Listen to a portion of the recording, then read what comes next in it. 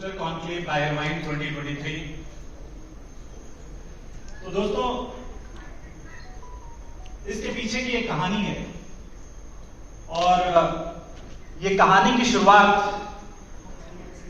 1999 के एक उस दिन से हुई थी जिसके बारे में मैं आप सभी लोगों को बाद में शेयर करूंगा। तो सबसे पहले मैं धन्यवाद करना चाहूंगा अपने मित्र सचिन का, जिन्होंने बहुत अच्छे से कार्यक्रम की शुरुआत की है। Thank you so much Sachin. और स्वागत करना चाहूंगा आप सभी भाइयों का, जिन्होंने अपने कीमती समय से समय निकालकर इसमें हिस्सा लेने का डिसीजन लिया।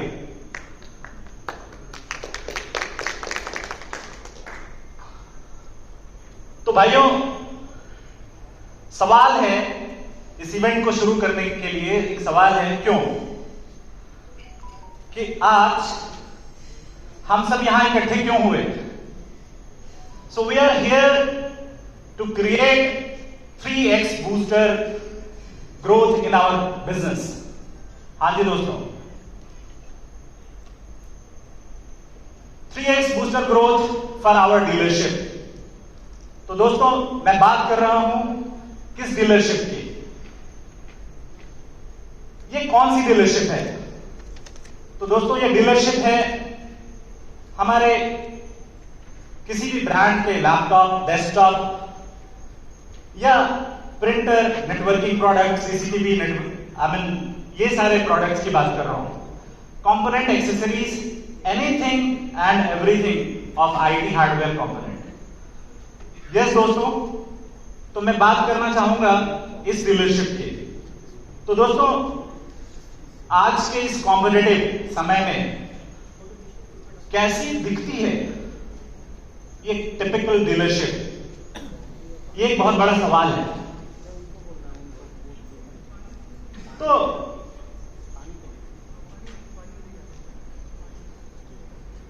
एक सवाल है दोस्तों कि कैसी दिखती है एक टिपिकल डीलरशिप।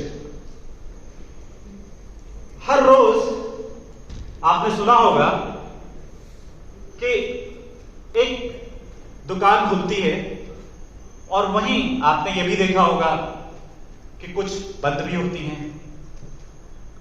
और बहुत बारी यह भी आपने सुना होगा कि हमारे यहां काम करने वाला कोई लड़का ही बगल में एक दुकान खोल करके बैठ जाता है। तो दोस्तों, अब इस कड़ी में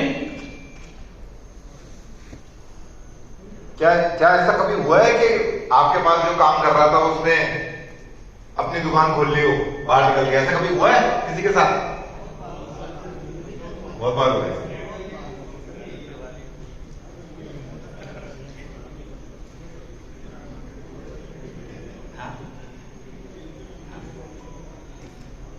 तो दोस्तों, उसके बाद अगर कोई गुंजाइश बची थी तो वो ऑनलाइन ने पूरी कर दी। अब सवाल ये उठता है कि ऐसे सिचुएशन में ग्रोथ होगी कैसे। और इस सवाल का जवाब दरअसल मुझे भी नहीं मिल पाया। मैं भी जद्दोजहद में था और समझ नहीं आ रहा था कि आखिर में ऐसे में ग्रोथ हमारे डीलर भाइयों की होगी कैसे। क्योंकि मेरा ये हमेशा से मानना रहा है कि अगर हमारे डीलर भाइयों की ग्रोथ है तो हमारी ग्रोथ खुद ब खुद हो जाएगी। और इस जद्दोजहद में जब सवाल का जवाब नहीं मिल रहा था तो मैंने डिसाइड किया कि अब चलते हैं और एक एक करके डीलर भाई से ही पूछते हैं कि आखिर में है क्या ये। तो भाइयों, अक्रॉस इंडिया एक एक स्टेट, एक एक डिस्ट्रिक्ट और कोई छोटा कोई बड़ा 241 लोगों से मेरी मुलाकात हुई।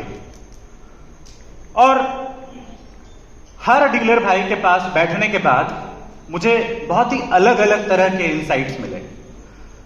हाँ जी दोस्तों, कुछ तो ऐसे ऐसे इनसाइट्स जो आई ओपनर थे मेरे लिए भी, जो एक कैबिन में बैठने के बाद शायद मुझे भी नहीं समझ में आते थे। और किसी के साथ ब्रेकफास्ट पे बातें हुई, किसी के साथ लंच पर, और कुछ भाइयों के साथ डिनर पर, और कुछ भाइयों के साथ रात को अगर कहीं रुक गया तो होटल में बैठ के आराम से देर रात तक बातचीत हुई। और ये बात का सिलसिला मुझे रखना भी था, और रखने के पीछे कारण था क्योंकि उनके दिल में मुझे उतरना था और उनके दिल के अंदर घुस के मुझे कुछ समझना था।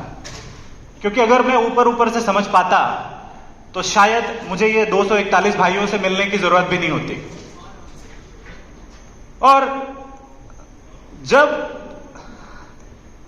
बातें हुई तो पता चला कि दोस्तों ये ग्रोथ नहीं हो रही है, धंधा कम है, ऐसा है वैसा है, ये सारी बातें तो सिर्फ ऊपर की थी। दरअसल अंदर की बात तो कुछ और ही थी।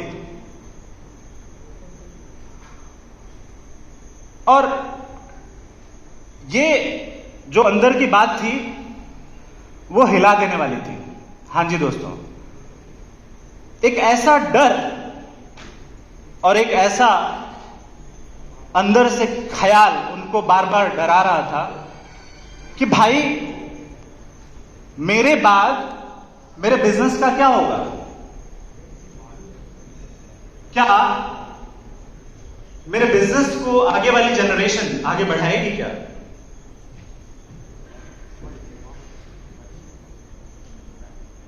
या ऐसे ही सब कुछ खत्म हो जाएगा? हां जी दोस्तों, मतलब ये बात जब at least more than 7 same language, same दर्द, सेम बातचीत, क्योंकि हम लोग बिजनेस शुरू करते हैं अपनी कड़ी मेहनत से और अपने न जाने कितने सेक्रीफाइस से, और जब उसको एक जीरो लेवल से एक नेक्स्ट लेवल पर ले जाते हैं तो कहीं ना कहीं इच्छा होती है कि ये आगे वाली मेरी जनरेशन इसको आगे लेकर के जाए, जिसको हमने जीरो से एक लेवल पर लाके खड़ा किया है। हां जी, इसको वेस्ट करने का सोच के भी मतलब दिल सहम सा जाता है कि क्या इस दिन के लिए हमने इतनी मेहनत करी थी?